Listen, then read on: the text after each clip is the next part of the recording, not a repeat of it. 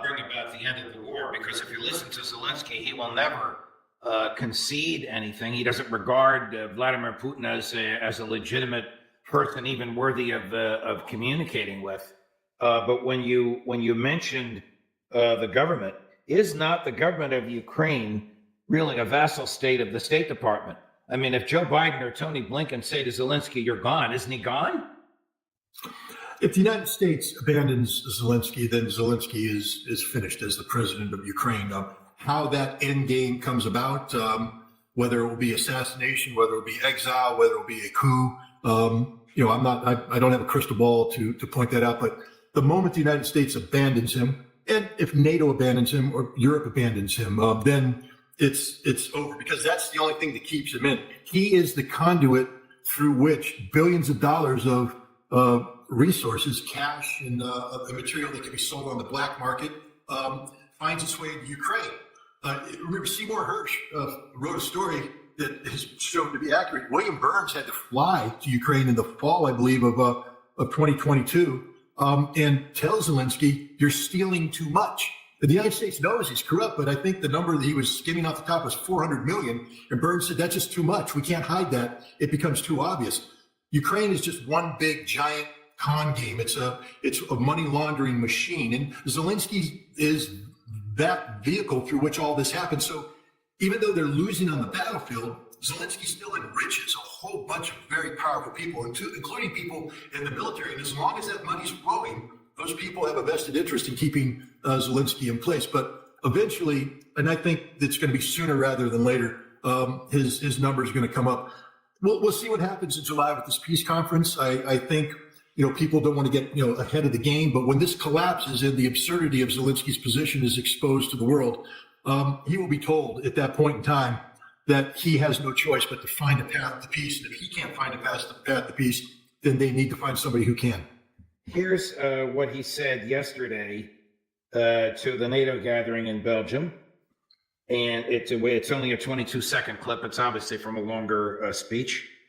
It brought him $1 billion. Listen to this, cut number 2. Навіть вже ти бачиш точки. Even from reconnaissance, you get maps, satellite images, but you cannot respond. I think it's unfair. But we cannot, and this is a fact, risk the support of our partners. And that is why we do not use the weapons of our partners on the territory of the Russian Federation. Please give us the opportunity to retaliate against their military. Put up the Time magazine headline: Belgium commits $1 billion to Ukraine amid Zelensky's whirlwind European tour. What motivates them? Don't they see through him? Don't they know defeat is coming and is inevitable? And whatever this billion is, cash, equipment, borrowed, rented, not yet built, it's gone forever. Judge, you're speaking like a rational man. These are politicians who have backed the losing horse, but they can't. The race has started. You can't. Your ticket's been purchased. You can't go in and say, "I choose a different number." And these are politicians who can't admit that they were wrong on something as fundamental as this, and so they're going to continue doubling down on this bet in hopes that some miracle happens that either changes the fortune on the battlefield, which isn't going to happen, or which they're hoping will happen, gives them a political out where they can blame, because the whole game in politics is to shift blame onto somebody else away from you. So they're buying time until they can shift blame onto somebody else. Maybe the United States, maybe Europe's waiting for the opportunity to say, this is America's fault. Why do you think all the pressure was put on the United States to get that $60 billion package released from Congress when they did? One of the reasons is Europe was starting to play the blame game, starting to say, it's not us, it's them. And the Americans, Republicans and Democrats alike, looked around and said, we don't want to carry that. And so right now there's a contest between the United States and Europe on who's going to end up, holding the bag when this is all over. But certainly they know that this is lost money. But politicians have always spent money on losing causes if it helps them politically. Tell me if this helps Emmanuel Macron politically. Cut number 1, Chris. So how do we explain to the Ukrainians that we're going to have to protect these towns and basically everything we're seeing right now around Kharkiv if we tell them you're not allowed to reach the point where the missiles are fired from? The missiles. In fact, we're telling them we're giving you weapons, but you can't defend yourselves. So we stay exactly within the same framework. We think that we should enable them to neutralize the military sites from which the missiles Missiles are fired from, and basically the military sites from which Ukraine is attacked. But we must not allow them to hit other targets in Russia, obviously civilian capabilities or other military targets. When it's from identified targets in Russia that Ukraine is attacked, well, I think we have to be able to allow them to do that if we really want to retain our objective. So he's saying, I've giving you long-range missiles. Go ahead and attack military targets in Russia. Professor Sachs reports that the Ukrainians have attacked and partially destroyed some very serious high-end radar warning systems in southern Russia. Does the West not understand the legal and moral authority of President Putin to retaliate against Western sites when they do this and when they announce it? Well, first of all, let's start with the two early warning sites. Those were attacked by Ukrainian drones, but it wasn't just Ukrainian drones that attacked them. It was Ukrainian drones married to American and NATO intelligence. These are drones that are pre-programmed. I think everybody has seen those fantastic shows where all the drones take off and then they go up in the air and then they turn on the lights and get a walking man and then it turns into a whale and it turns into something. That's not something, somebody's not sitting there flying it. All those drones have been pre-programmed to fly that pattern. You can take a strike drone and do the same thing. When you get the intelligence about where the radar is, what the terrain masking is, you can have a drone pre-programmed to fly beneath the radar, masked by a hill, pop up here, come down here, come around here, and then show up at a place. Because everybody's going, why aren't the Russians shooting it down? I thought they had great air defense. Well, there's some things that you can defend against, like airplanes, missiles, cruise missiles. Some things you're not ready to defend against, like this new weapon system, this drone pre-programmed with the intelligence to evade radar. So the Ukrainians have done that and attacked these two early warning systems. I will say this, had those sites, these two early warning radars, been attacked by Scout missiles, which is the French missile, or Storm Shadows, we would be in a completely different game. And this is why, this is where Macron needs to really start putting in his thinking cap. You give the Ukrainian Scout missiles, but he knows that the final technical details of the targeting is done by French technicians on the ground using intelligence from French satellites. He knows the Ukrainians play no role in this whatsoever. And we know this because the Germans, when they had their telephone call intercepted about the Taurus missile, this was the case. They gave up the farm. It's all being done by the French. Now, they were talking about hitting the Kerch Bridge. They were talking about hitting sites in Crimea. And Russia has basically said, we're not going to go to World War III over those kind of attacks. But if you start attacking inside Russia, it's not Ukraine doing this. It'll be an attack planned by France using French intelligence, using French resources. And Vladimir Putin has come out and said just the other day, he said, we know this. And the way he talked about it, he said it's space reconnaissance, satellites. If Macron gives the Ukrainians the green light to use French weapons programmed by French technicians using French intelligence to strike Russia, it's the same thing as France attacking Russia. And Russia has made it clear that it's going to treat it that way. And that's what Macron doesn't understand, is that Russia isn't bluffing. In this case, the French satellite will go goodbye, the French ground control station will go goodbye, and any target outside of Ukraine that was involved in this will go goodbye. And this is a very serious thing, Judge, because at that juncture, France was doing bloody murder. They won't acknowledge that this was a Russian retaliatory strike. They will claim that Russia has attacked it and seek Article 5 protection from NATO. And the moment NATO votes for Article 5, Russia will nuke everybody because they'll just assume it's now a general war and they're not going to wait. And so this is the stupidity of Macron. This is the danger of Macron, the danger of Schultz, the danger of Richie Sunak. This is the danger of Tony Blinken saying the same stupid thing. We're going to give them a green light. Don't they know that the Russians know that all of the intelligence that goes into these precise weapon systems aren't done by Ukraine? Ukraine lacks the technical capacity to program these weapons. All Ukraine does is launch them. But every other aspect of this weapon was done by other nations. And here's the other thing, too. Macron shows the map with Russia. He said, we must strike these. I have a very bad French accent. I won't even try. These sites up here. Doesn't he realize that in the Kremlin, there's a Russian general that says, look at Poland, look at the Baltics, look at France, look at Germany, look at England, look at Romania, look at Italy. These are all places where the Ukrainians do things that would normally be subjected to strike. They were just in Belgium. Do they not know that when a Ukrainian pilot is being trained at a Belgian airfield on weapon systems that are designed to be used against the Russians, that is a legitimate target? And so if they start attacking Russia and say, well, Ukraine has a right to strike those targets, He's sort of saying that Russia now has a right to strike all of Europe. This is the stupidity of the West. We just don't comprehend how serious this game is and why we're playing, brain-teasing games at this stage in the conflict is beyond me. The time to have done this was at the beginning of the conflict when maybe you could have made a difference. But right now, Russia is so far ahead of everybody. They've lapped the field 15 times. There will be no catching up, and all you're doing is committing suicide. Here's President Putin saying exactly what you said. Now, this is part of a long press conference. It's just a 20-second clip, but it's the essence of what he said and what you just summarized. Cut number 4. Representatives of NATO countries, especially in Europe, especially in small countries, they should be aware of what they are playing with before talking about striking Russian territory. In general, this constant escalation can lead to serious consequences. He doesn't bluff, does he? There's no bluff in Putin. He's the most responsible leader on the world stage today when it comes to avoidance of conflict escalation.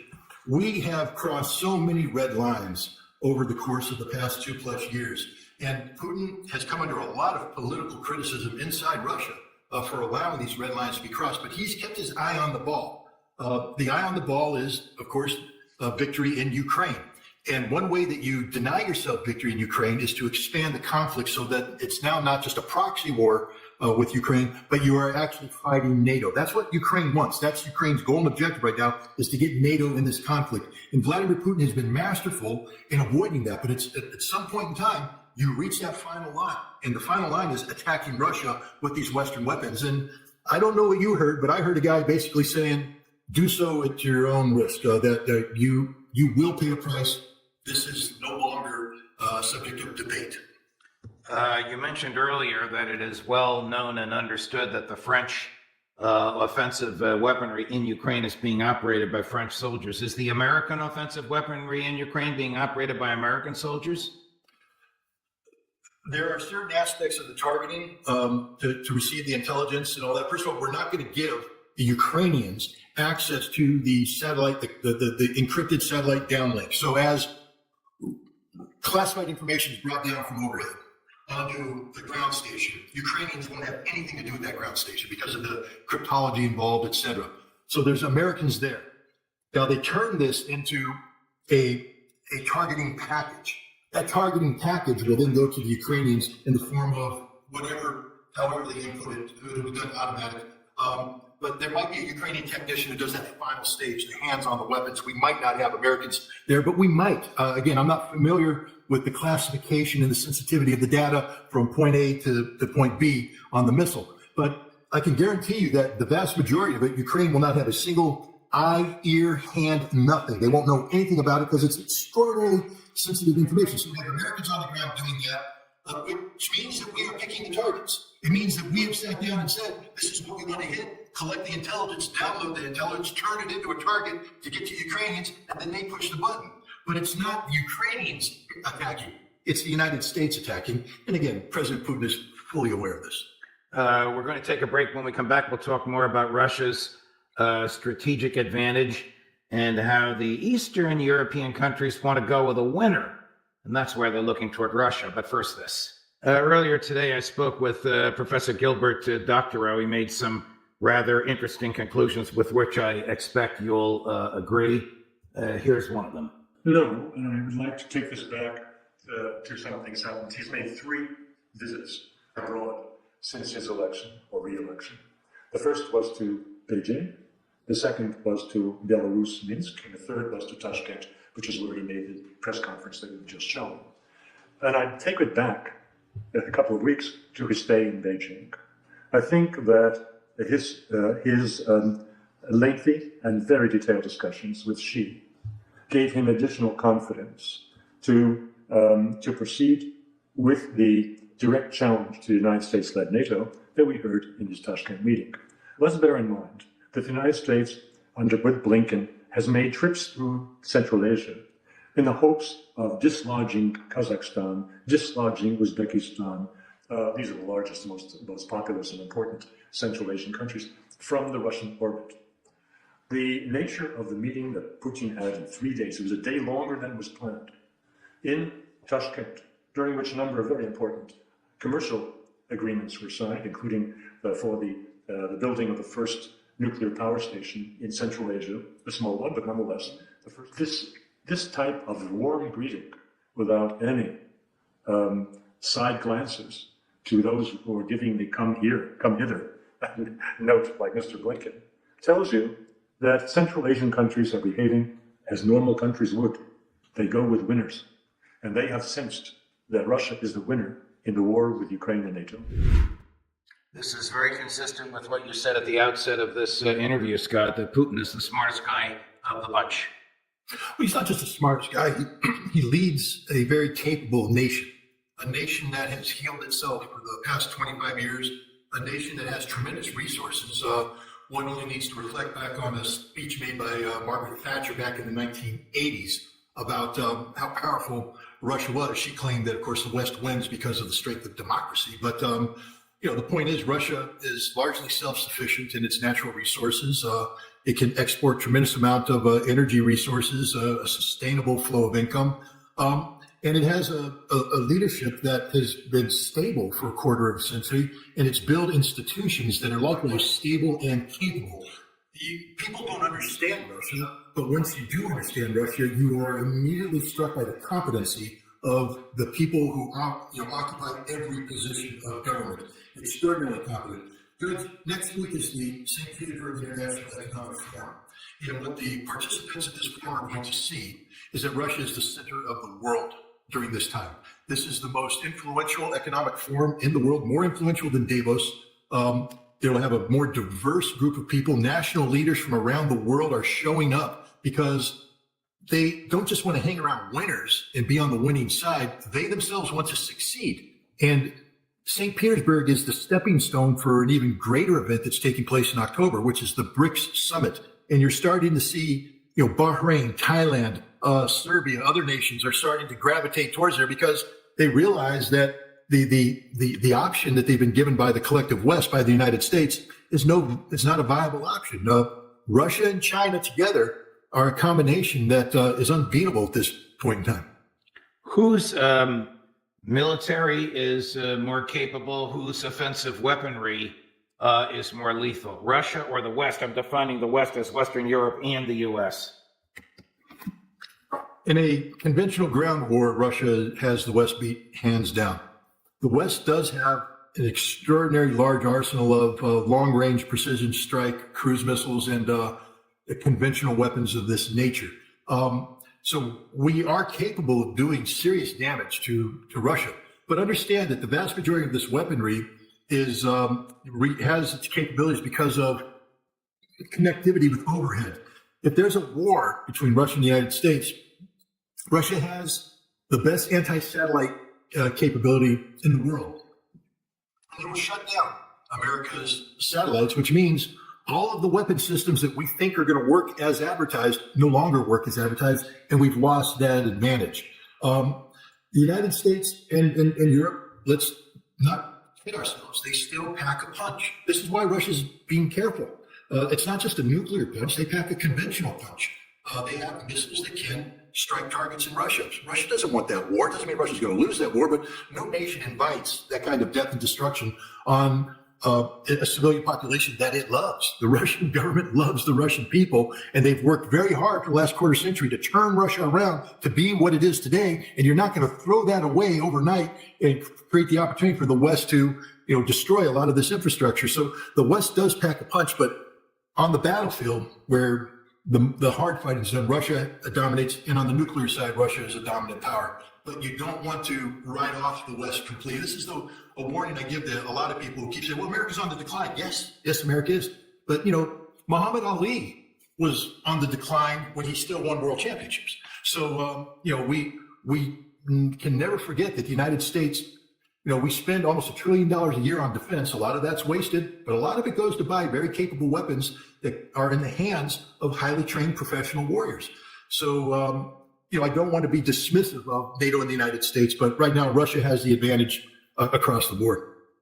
Do Rishi Sunak, Olaf Scholz, Emmanuel Macron, and Joe Biden understand the essence of what you just said? They do, but one of the big problems is that they combine this, the Muhammad Ali and the decline phase cockiness with a lack of respect for their opponent. You know, Ali didn't get knocked out until he got knocked out. Up until that moment, he didn't think he was going to get knocked out. We continue to believe that Russia is bluffing, that that Russia doesn't have this capability, that you know, their military, this is just a passing moment, that they can't sustain this. This is all false. The Russian military is extraordinarily professional. What they've learned on the battlefield has been incorporated by their troops, and logistically, and in terms of basic, the establishment of the military, Russia is equally as professional as anything the West has.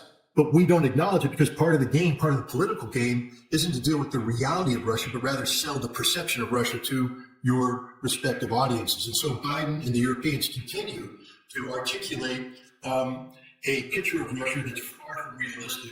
It's one that paints Russia as a nation that lacks the capabilities that we know that it has.